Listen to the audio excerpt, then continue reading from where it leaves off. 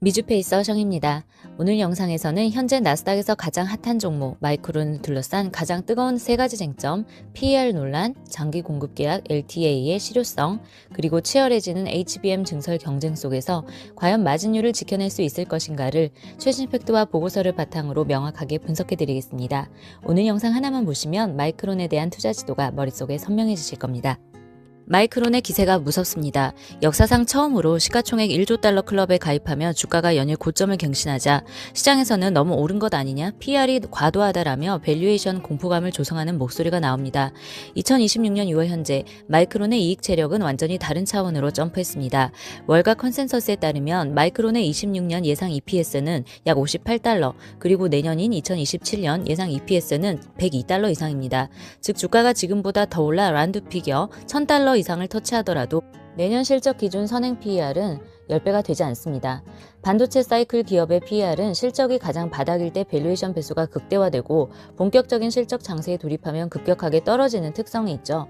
반도체나 테크 성장주 투자 공식 고퍼에 사서 저퍼에 팔아라 이대로라면 지금은 팔아야 할 때가 맞습니다. 하지만 지금 시장은 AI 시대의 반도체주를 아직도 경기순환형 주식이 맞나? 라는 의문을 던지고 있습니다. 여기서 시나리오가 둘로 갈립니다. 시나리오 A, 시장이 여전히 전통 사이클로만 보는 경우 저평가가 지속될 수 있죠.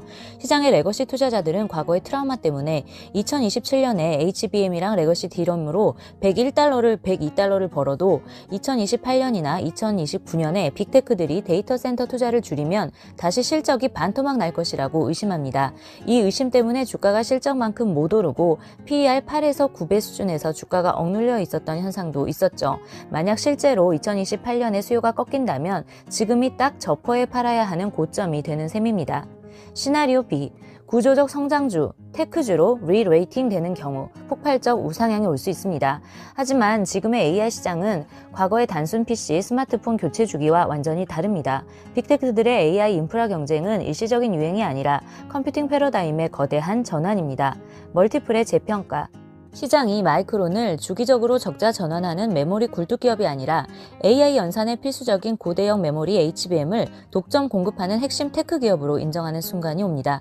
구조적 성장주의 PER, 엔비디아나 과거 플랫폼 기업들처럼 구조적 성장주 반열에 오르면 시장은 선행 PER을 10배 미만으로 두지 않습니다. 최소 20배에서 30배까지 멀티플을 얹어주죠. 이 논리로 요즘 월가에서 마이크론은 목표 주가를 경쟁하듯 상향하고 있죠. 지난주 서스퀘어나가 기존 600달러에서 거의 3배로 올려서 1750달러까지 끌어올려놨죠. 이미 전문 분석기관이나 투자은행은 아니지만 금융 미디어 기업인 모틀리풀, 마켓와이즈에서는 2000이나 2500달러라는 최상의 불 시나리오까지 등장했고요. 두 번째 쟁점입니다. 롱텀 어그리먼트, LTA, 수요 감소 우려를 지울 수 있을까?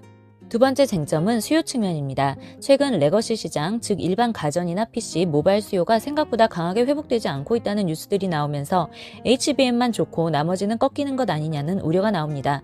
여기서 짚고 넘어가야 할 기술적 팩트가 있습니다. 기술적인 공급 제한 효과입니다. AI 서버에 들어가는 고성능 HBM은 일반 D램에 비해 웨이퍼를 최소 3배 이상 소모합니다. 제조 난이도가 높고 수율이 낮기 때문인데요. 즉 마이크론이 HBM 생산량을 늘릴수록 시장에 유통되는 일반 PC 및 모바일용 D램의 공급량은 자동으로 줄어드는 자연 감산 효과가 발생합니다. 마이크론이 HBM 생산 비중을 늘릴수록 시장 전체의 일반 D램 공급은 자동으로 줄어드는 구조적 감산이 일어나는 거죠. 따라서 PC나 모바일 수요가 폭발하지 않더라도 공급 자체가 극도로 타이트하기 때문에 D램 가격은 계속 고공행진을 할 수밖에 없고 이는 마이크론의 높은 마진율을 지탱하는 강력한 무기가 됩니다. 수요 감소 우려에서 우리가 가장 주목해야 하는 팩트는 바로 LTA, 즉 장기 공급 계약입니다. 마이크론은 이미 최신 실적 발표를 통해 2026년 한 해 동안 생산할 수 있는 HBM 물량이 전량 완판되었음을 공식화했습니다. 심지어 최근에는 주요 빅테크 고객사와 첫 5년 장기 공급 계약까지 체결하기 시작했습니다. 과거 반도체 쇼티지 시절에는 고객사들이 구두로 주문했다가 업황이 나빠지면 철회하곤 했는데요. 하지만 지금의 LTA는 법적 구속력을 일정 갖춘 계약으로 가격과 물량이 어느 정도 고정되어 있습니다. LTA의 구속력과 실효성에 대해 의심하는 분들이 많으신데요. 결론부터 말씀드리면 안 지켜도 된다는 사실이 아니고 법적 구조적 위험, 리스크와 막대한 비용을 감수하지 않고서는 함부로 깨뜨릴 수 없는 강력한 계약이다. 이 정도입니다. 일각에서 계약은 깨라고 있는 거 아니냐, 경기 침체가 오면 빅테크도 안 사갈 수 있다는 회의론이 나오지만 현재 HBM 시장의 LTA가 갖는 구속력은 과거 일반 범용 D램 시절의 구두 약속이나 유연한 공급 계약과는 차원이 다릅니다. 그 이유를 세 가지 핵심 구조를 바탕으로 분석해 드릴게요. 1. Take or Pay, 인수 혹은 대금 지급 조항의 법적 구속력. HBM LTA의 핵심은 Take or Pay 구조입니다. 이는 구매자가 물량을 가져가든 가져가지 않든 계약된 물량에 따른 대금은 무조건 지급해야 한다는 강력한 조항입니다. 빅테크가 물량을 거부할 경우 제품을 인도받지 않더라도 계약된 최소 물량에 대한 금액을 메모리 반도체 제조사, 마이크론, SK 하이닉스 등에 고스란히 물어내야 합니다. 소송 및 위약금 리스크, 이를 이행하지 않으면 글로벌 상사 중재 및 대규모 국제 소송으로 이어지며 기업의 신인도에 치명적인 타격을 입게 됩니다. 단순히 시장 상황이 안 좋으니 다음에 살게요 라고 넘어갈 수 있는 성격이 아닙니다. 2. 이미 지급된 수조 원대 선급금의 인질 효과. 빅테크들은 계약서에 도장만 찍은 것이 아니라 HBM 전용 생산 라인, 캐펙스를 구축할 수 있도록 수조 원에 달하는 선급금을 미리 메모리 제조사에 입금했습니다. 이 선급금은 향후 제품을 납품받으면서 대금에서 차감되는 구조입니다. 만약 빅테크가 일방적으로 계약을 파기하거나 물량 인수를 거부할 경우 이 선급금은 반환되지 않거나 마이크론 측의 손해배상 재원으로 먼저 묵히게 됩니다. 즉 빅테크 입장에서는 계약을 깨는 순간 이미 투입한 천문학적인 현금을 날리게 되는 구조적 제동장치가 걸려 있습니다. 3. 맞춤형 반도체 특성상 대체 불가능입니다. 과거 PC나 일반 서버용 D램은 규격이 표준화되어 있어서 삼성 것 안 사고 하이닉스나 마이크론 것 사면 된다. 이게 가능했습니다. 공급처를 바꾸거나 계약을 취소해도 시장에서 대체재를 구하기 쉬웠기 때문입니다. 하지만 HBM4부터는 베이스 다이 자체를 TSMC의 파운드리 공정을 거쳐 엔비디아나 빅테크의 칩에 맞춤형으로 제작하는 성격이 극대화됩니다. 마이크론이 특정 빅테크의 스펙에 맞춰 공정을 세팅하고 생산 중인 물량은 다른 곳에 쉽게 돌려 팔 수 없습니다. 빅테크 입장에서도 자사 인프라와 엔비디아 칩셋에 최적화하여 할당해둔 마이크론의 생산 라인을 포기하면 당장 대체할 수 있는 고성능 HBM을 타사 SK 하이닉스나 삼성전자에서 즉시 생산해주지 못하므로 AI 서비스 자체가 마비될 수 있습니다. 따라서 전 세계의 초거대 경제 공황으로 인해 빅테크 기업 자체가 파산 위기에 직면하지 않는 한 단순히 단기 시황이 둔화되었다는 이유로 LTA를 이행하지 않는 것은 불가능에 가깝습니다. 마이크론의 실적 가시성이 매우 높다고 평가받는 이유가 바로 여기에 있습니다. 세 번째 쟁점은 하이닉스, 삼성의 캐펙스 증설 경쟁 과연 치킨 게임이 될까입니다. 마지막 우려는 공급 과잉입니다. SK 하이닉스가 사상 최대 투자를 집행하고 있고 삼성 역시 퀄 테스트 통과 후 물량을 늘리겠다고 선언하면서 경쟁이 심해지면 마진이 깨질 것이다 라는 걱정을 많이 하시는데요.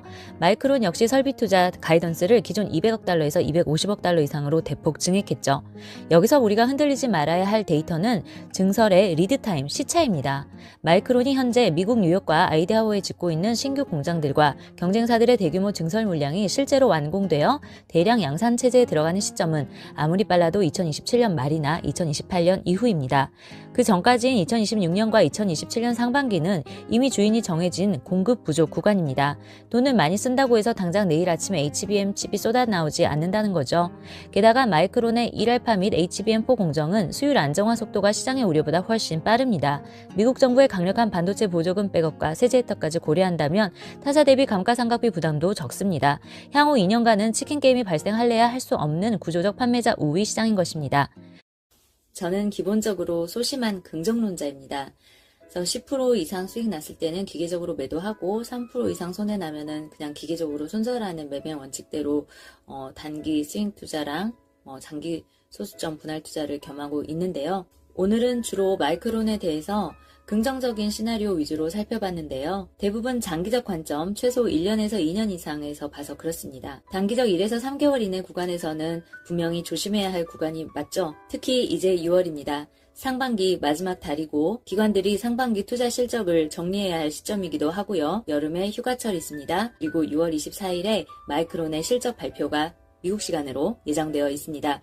6월은 마이크론에게 또 어떤 달이 될지, 다음 영상에서는 마이크론의 6월 괜찮을지, 단기적인 관점에서 우리가 조심해야 할 것들, 좀 더 주의 깊게 봐야 할 것들 자세히 분석해서 가지고 오겠습니다. 구독, 좋아요 누르고 기다려주시면 더 신나서 영상 빨리 제작해서 대령하겠습니다. 편안한 부자 되세요. 감사합니다.